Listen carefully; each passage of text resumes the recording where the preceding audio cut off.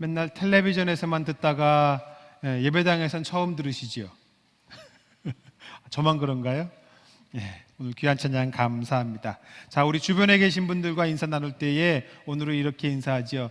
나라와 민족을 위해 기도합시다. 시작. 나라와 민족을 위해서 기도합시다. 여러분, 나라와 민족을 위해서 기도하실 수 있기를 바랍니다.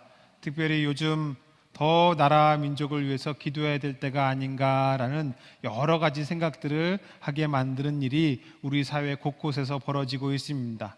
정치는 정치인들이 여전히 저러고 있고, 또 흉기를 들고 난동을 부리는 사람들이 곳곳에서 지뢰처럼 그렇게 튀어나오고, 태풍은 한반도 이 기상 역사 가운데에 처음 이렇게 아예 그냥 한반도를 가로질러 가고, 전쟁은 계속 저쪽에서 일어나서 난리가 아니고, 여전히 한국은 남북이 나뉘어져 있고, 기도할 제목은 많은데 기도할 사람이 있어요, 없어요? 없다고 그러면 안 되지. 우리가 기도해야죠. 여러분들, 나라 민족을 위해서 더 열심히 기도합시다. 그런 의미에서 이번 주 금요일 밤 9시 카타콤 기도회가 있습니다. 여러분들 꼭 오실 수 있길 바랍니다. 자, 따라하겠습니다. 해방의 일꾼. 예전에는 오늘을 광복 기념 주일이라고 이름을 붙였었습니다. 근데 이제 우리 교단에서는 나라를 위한 기도 주일 이렇게 명칭을 바꿨어요. 어떤 분들은 그렇게 생각할지도 모르겠습니다. 광복절이 따로 있는데 날짜도 맞지 않는 이거를 왜 교회가 지켜야 되나? 왜 교회가 나라의 광복을 기념해야 되나? 한국 교회가 대한민국의 광복을 기념하는 것은 이것이 단순히 나라와 민족의 광복일 뿐만이 아니라 교회의 광복이기 때문입니다. 한국교회의 역사 가운데에는 대한 독립을 위해 헌신했던 분들이 있고, 그러는 중에 목숨을 잃고 순교하신 믿음의 선배들이 바로 우리 교회 가운데에 있어요. 또한 일제치하에서 믿음의 자유를 빼앗겼던 것을 우리가 기억하면서 다시는 신앙의 자유를 잃지 말도록, 잃어버리는 일이 없도록 하기 위해서 우리가 광복을 기념하는 것입니다. 민족 해방의 역사는 우리만 가진 것은 아닙니다. 이스라엘 민족 또한 해방의 역사를 가지고 있어요. 하나님은 모세를 부르셔서 이스라엘 민족을 애굽에서 해방시키셨습니다. 바로의 학대에 고통당하는 백성들의 부르짖음을 들으셨기 때문이에요.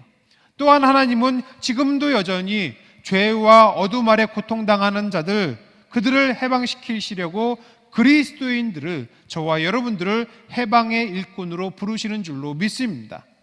오늘 우리가 이 민족을 해방하신 하나님의 은혜에 감사하면서 세상을 죄와 사망으로부터 해방하게 하시는 해방의 일꾼으로 부르시는 하나님의 뜻이 과연 무엇인지, 우리가 어떻게 하기를 원하시는지, 우리가 해방의 일꾼으로 활약하기 위해 뭘 해야 하는지 오늘 본문을 통해 깨닫고 실천할 수 있기를 간절히 소망합니다.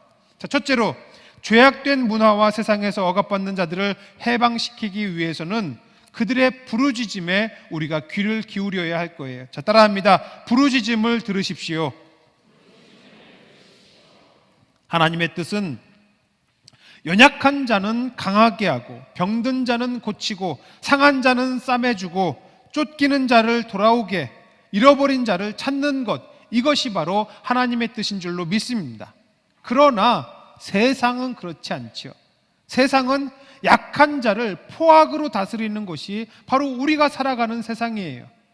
하나님의 사람들은 이 포악에 눈물 흘리는 이들의 그 부르짖는 소리를 하나님의 마음으로 듣는 자들, 그들이 바로 하나님의 백성, 해방의 일꾼인 줄로 믿습니다. 여러분들 혹시 지금까지 살아오면서 한 번이라도 사람 살려 그렇게 외쳐본 적 있으세요?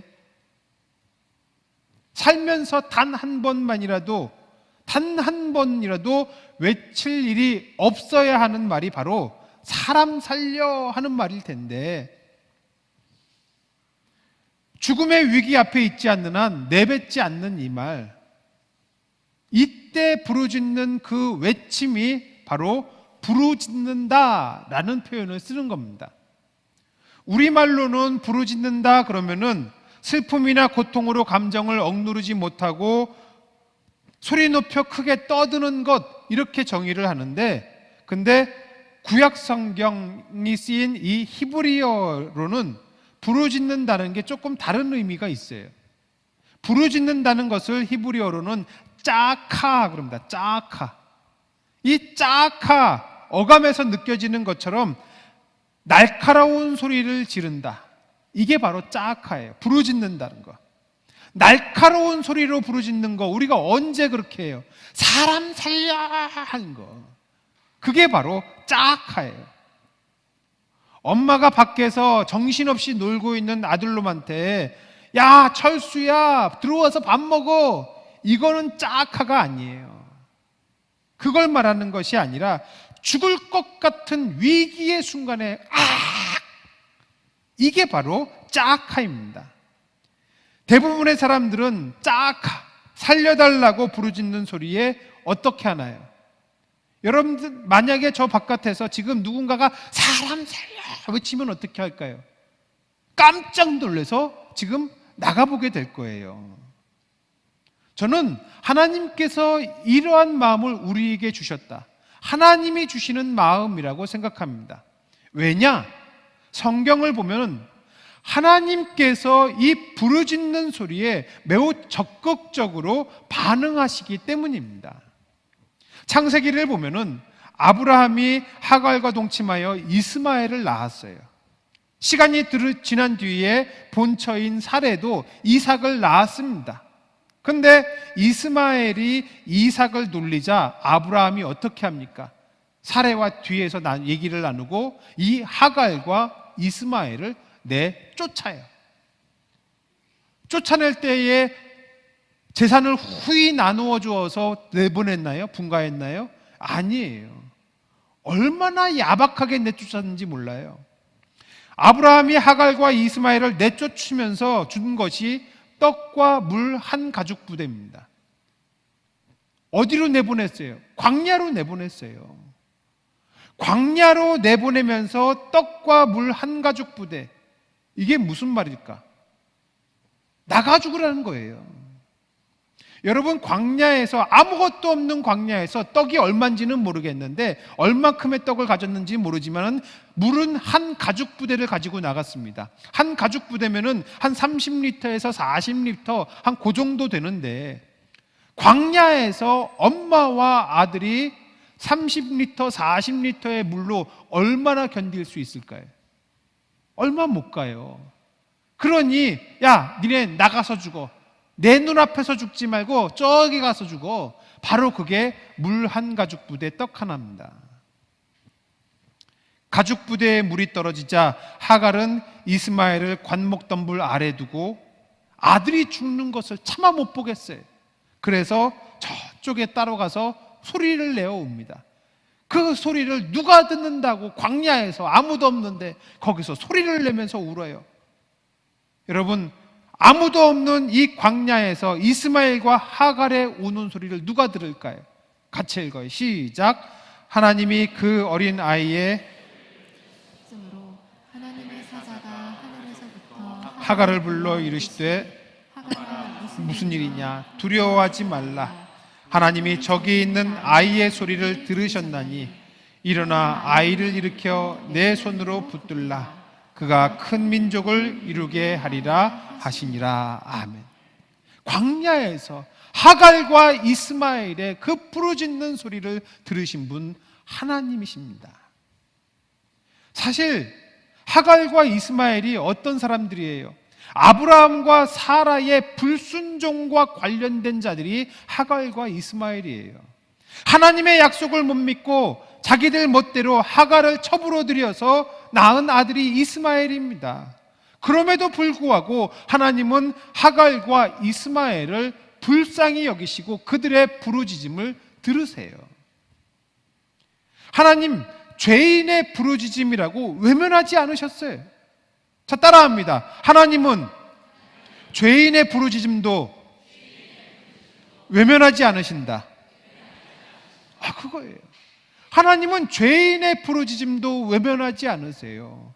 그러면은 당신의 자녀들의 부르짖음은 외면할까 안 할까? 안 하셔요. 그래서 그것을 믿는 자들에게 하나님은 율법을 통해서도 분명하게 약속해 주셨습니다. 시작. 네가 만일 그들을 해롭게 함으로 그들이 내게 부르짖으면 내가 반드시 그 부르짖음을 들으리라. 아멘. 여기서 말하는 그들은 고아와 과부를 말합니다. 너희들이 고아와 과부를 괴롭히면 내가 그들의 부르짖음에 살려달라고 짝하 외치는 그들의 소리에 반드시 응답할 거야. 이게 하나님의 말씀입니다. 이 약속을 믿는 사람들이 의지하며 찬송하는 것을 우리가 볼 수 있어요. 시작. 내가 내 음성으로 하나님께 부르짖으리니 내 음성으로 하나님께 부르짖으면 내게 귀를 기울이시리로다. 아멘. 여러분들의 부르짖음, 본문이 약속하고 있는 그 약속, 저와 여러분도 이 같은 믿음이 있기를 축원합니다. 우리가 하나님 앞에 부르짖는 소리에 반드시 응답하신다는 그 흔들리지 않는 믿음이 저와 여러분들에게 있기를 축원합니다.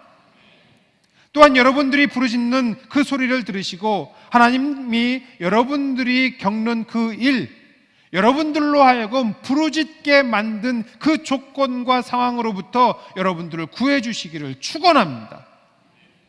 그렇다면은 하나님이 우리의 부르짖음을 들으시면 그걸로 끝일까?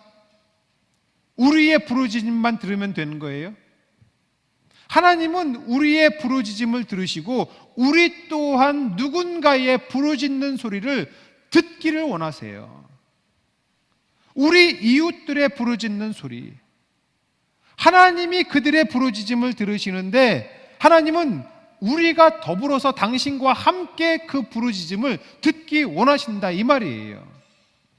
잠언 21장입니다. 시작. 귀를 막고 가난한 자가 부르짖는 소리를 듣지 아니하면 자기가 부르짖을 때에도 들을 자가 없으리라. 아멘. 여러분, 우리가 하나님과 같이 듣지 않으면 우리가 부르짖을 때에 들을 자가 없을 거라고 성경은 말하고 있습니다. 여기서 말하는 들을 자가 누굴까요? 우리 주변에 있는 사람들, 가족들, 형제자매, 이웃들? 여러분, 그게 아니에요. 성경이 말하는 것은 우리의 그 부르짖음을 반드시 듣겠다고 약속하신 분 누구예요? 하나님이세요. 부르짖는 소리를 귀 기울여 듣지 않는 자들이 과연 하나님께서 들어줄 필요가 있을까? 하나님이 듣지 않으시면 정말 들을 자가 없는 겁니다. 사람들은 사람 봐가면서 부르짖는 것도 들을까 말까 고민을 해요. 나랑 가까운 사람, 나랑 친한 사람, 나한테 도움을 줬거나 도움을 줄 것 같은 사람, 그런 사람들이 부르짖을 때에는 냉큼 달려가서 듣는 것 같아. 그런데 평소에 친하지 않고 평소에 좋지 않은 감정을 가졌거나 비호감인 사람이 부르짖을 때에 못 들은 척하고 싶은 마음이 사실 우리 안에 요만큼 있잖아요. 그러나 그것은 하나님이 원하시는 것 아닙니다. 하갈과 이스마엘의 부르짖음을 들으시고 그들에게 소망을 주시며 약속하신 하나님이세요. 그러니 저와 여러분들도 연약한 자들의 부르짖음에 외면하지 않고 그들을 슬픔으로부터, 눈물로부터, 아픔으로부터 해방시키시는 하나님의 일꾼으로 그들에게 다가가서 그 부르짖음을 듣는 저와 여러분도 되기를 간절히 소망합니다. 무엇보다도 죄와 사망 권세 앞에 쓰러져서 불부짖는 그 부르짖음을 저와 여러분들이 들을 수 있기를 간절히 소망합니다. 둘째로, 해방의 일꾼들은 괴로움과 학대를 적극적으로 찾아 나서는 자들입니다. 따라합니다. 괴로움과 학대를 외면하지 마십시오. 예수님의 사역은 가르치는 것과 전파하는 것, 그리고 고치시는 일이었습니다. 그게 예수님의 사역이었어요. 질병을 비롯해서 인생의 어려움을 겪는 이들을 예수님은 내버려 두지 않으시고 그들을 찾아가셔서 그들을 고치고 회복시키시고 살리시고 먹이시기까지 하셨습니다. 또한 예수님은 제자들을 보내실 때에 그들을 도우라고 예수의 이름으로 귀신을 쫓아내는 권능까지 주셔서 보내셨어요. 오늘 본문 구절을 한 번 더 읽겠습니다. 시작. 이제 가라 이스라엘 자손의 부르짖으니 내게 가라고 애굽 사람이 그들을 괴롭히는 학대도 내가 보았으니. 아멘. 본문에서는 괴롭히는 학대 그래가지고 학대란 말을 괴롭힌다는 말로 이렇게 수식을 하고 있는데, 실은 괴로움과 학대를 나누어서 생각해 볼 필요가 있습니다. 괴로움이란 몸이나 마음이 편하지 않고 고통스러운 상태를 뜻하는 거예요. 상황과 조건에서 오는 말입니다. 누군가 의도하지 않았는데 괴로운 상황에 처할 수 있어요. 그게 괴로움입니다. 학대는 뭘까요? 한 사람이 다른 사람한테, 누군가한테 가하는 폭력, 위해, 가혹한 대우라고 그래요.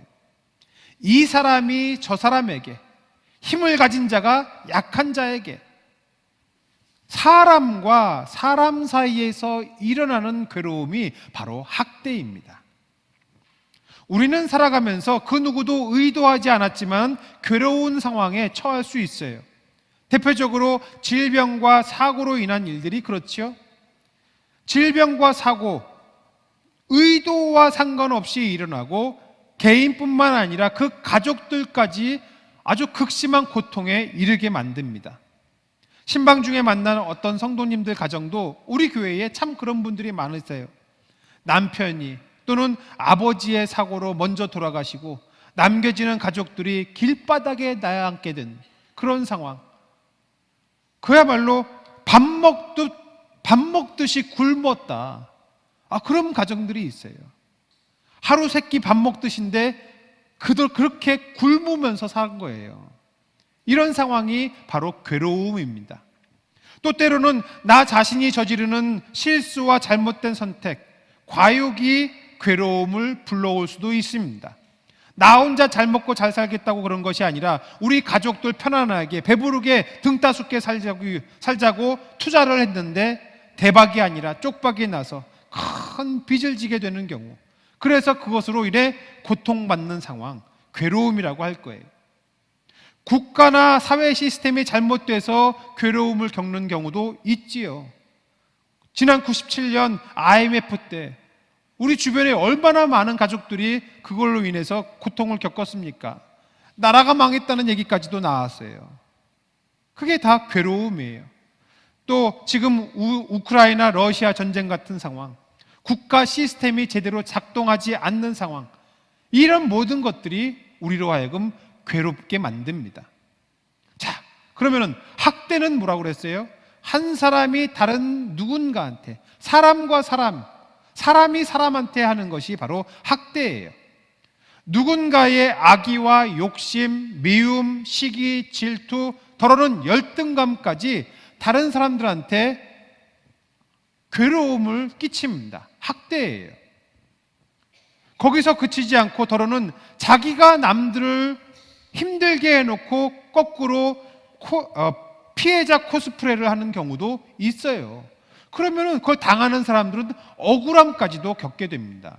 학대예요. 또 어떤 경우는 나는 의도하지 않았는데 의도하지 않고 남들을 괴롭게 하는 사람들도 있더라고요. 자기가 학대하는 것을 인지하지 못하는 거예요. 아이들을 그냥 방치하는 것도 학대라는 거 여러분 아시지요? 때리지도 않고 윽박지르지도 않았는데 근데 왜 학대가 될까요?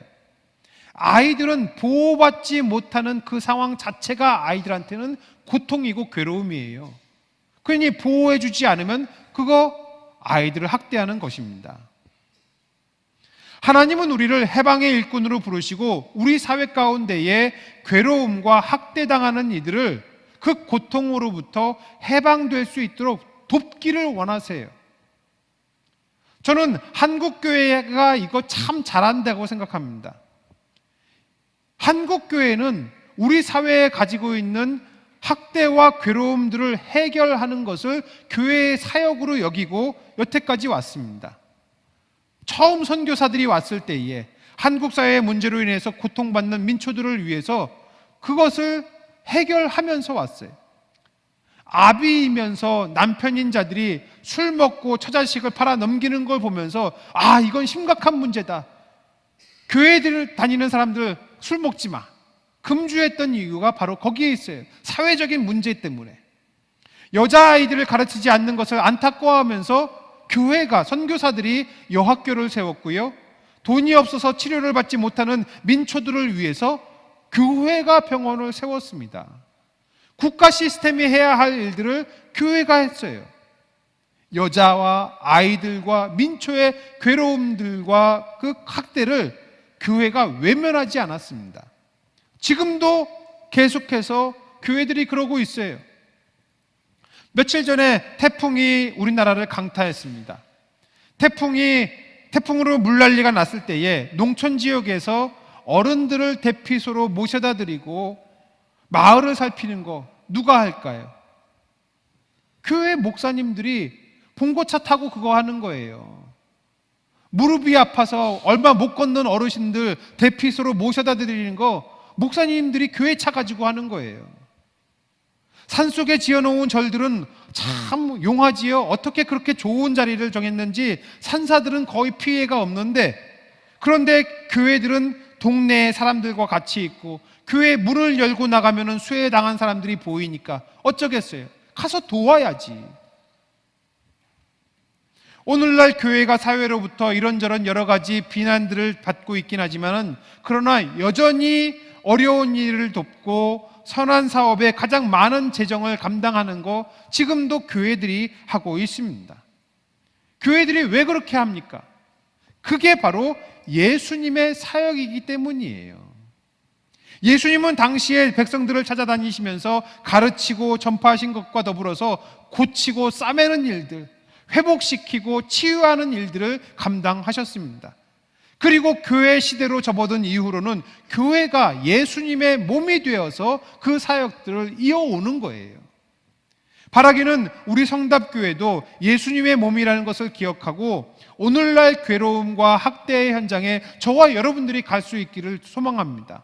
그리고 거기에서 함께 울어주고 우는 사람들을 보듬어주고 괴로움과 눈물에서 벗어나 자유롭게 살도록 해방의 일꾼 공동체 성답교회 되기를 축원합니다.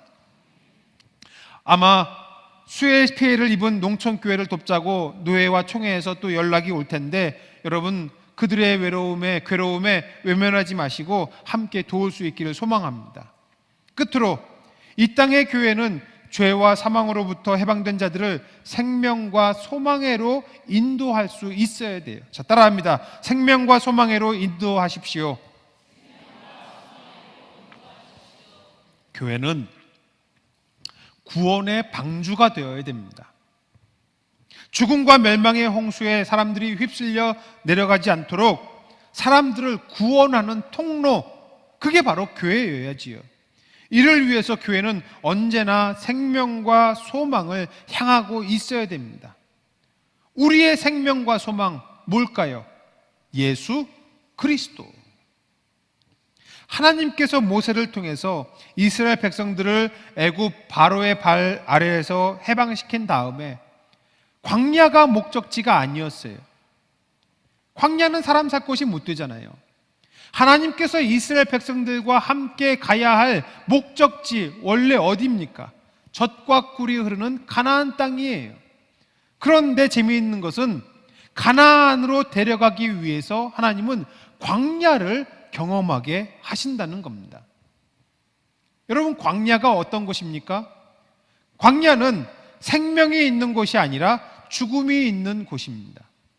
애국과 비교하면 훨씬 더 암울한 곳이 바로 광야예요. 이스라엘 백성들이 광야에서 뭐라고 불평을 해요? 우리가 애굽에 있을 때에는 값없이 생선과 오이와 참외와 부추와 파와 마늘들을 먹은 것이 생각나거늘. 애굽에서 종노릇하며 살 때는 저런 거 먹었는데 해방되어 나와보니까 아무것도 없네 아이 괜히 나왔어, 이 얘기예요. 그들의 신분이 노예이긴 했지만은 애굽 나일강 삼각주의 비옥한 곡창지대였습니다. 문화적으로도 고대 문명이 아주 발달한 곳, 바로 이집트였어요. 그러니 힘은 들어도 거기가 살만했지, 이 얘기를 하는 거예요. 대한민국에서 노숙을 하는 게 아프리카 남수단에서 집 한 채 짓고 사는 것보다 나을까 안 나을까? 나을지도 몰라요. 딱 그렇게 생각하시면 되죠. 이스라엘 백성들이 애굽에서 종살이하면서 지내다가 모세를 따라서 나왔습니다. 나올 때에는 바쁘게 정신없이 나왔는데 나오고 나서 정신 차려보니까 에이, 광야가 애굽만 못하네? 그런 생각이 든 거지요. 생선도 없고 오이도 없고 참외부추, 파마늘 아무것도 없네. 광야는 생명을 유지하기 위한 물과 음식이 없는 곳입니다. 애굽보다 나은 삶을 살 수 있을 거라는 소망을 생각할 수 없는 곳이 바로 광야예요. 그런데 왜 하나님은 이스라엘 백성들을 거기로 데려가십니까? 광야에 하나님의 뜻이 있어요. 적과 꿀이 흐르는 가나안 땅을 누리기 위해서는 이스라엘 백성들이 자유민이어야 하기 때문입니다. 하나님께서 이스라엘 백성들을 가나안 땅으로 데려가셔서 그 땅의 주인 삼으려는 것이지, 애굽에서 종살이 하던 거 너네 여기 가나안에 와서 종살이해, 이거 아니잖아요. 더 이상 종살이 할 것이 아니라 주인으로서의 삶을 살아가는 거, 그걸 배우는 곳이 바로 광야였던 거예요. 먹을 것이 없는 광야지만 하나님께서 주시는 만나와 메추라기를 먹고, 마실 물이 없는 광야지만은 반석에서 나는 물을 먹고, 물레로 천을 짤 수도 없는 광야지만은 옷이 헤어지지 아니하고 발이 부르트지 않는 것을, 그 하나님의 은혜를 경험하고, 추위를 견딜 땔감조차 구할 수 없는 광야인데 하나님의 불기둥을 경험하는 광야. 광야는 바로 이걸 배우는 것이었어요. 그래서 이스라엘 백성들이 우리가 겪는 삶의 문제가 하나님 손에 달렸구나, 가나안 땅에서 우리의 삶은 오직 하나님께 달렸다, 이걸 배우는 것입니다. 그러면 오늘날 저와 여러분들은요, 우리는 영생하는 하나님 나라를 가기까지 우리도 광야 같은 이 땅을 살아갑니다. 광야 같은 이 땅을 살아가면서 이스라엘 공동체와 같이 우리는 교회 공동체를 통해서 하나님 나라를 살아가는 그 삶의 방식을 배우는 거예요. 교회를 통해서 영원한 생명이 어디에 있는지, 결코 꺾이지 않는 소망이 어디서 찾을 수 있는지, 그걸 우리가 배울 수 있는 것입니다. 그게 어디 있어요? 같이 읽을까요? 시작. 예수께서 이르시되 내가 곧 길이요 진리요 생명이니 나로 말미암지 않고는 아버지께로 올 자가 없느니라. 아멘. 성경은 오직 한 길, 예수 그리스도, 그분을 쫓는 삶이 우리가 하나님 나라를 배우는 것입니다. 결국에 또한 해방의 일꾼은 우리를 죄로부터 해방시키시는 예수 그리스도를 전하는 자들이고, 예수 안에서 부활과 영원한 소망을 우리가 배우고 전하는 자들, 그게 바로 해방의 일꾼인 거예요. 여러분, 지금 우리가 살아가고 있는 인생 광야와 같아요.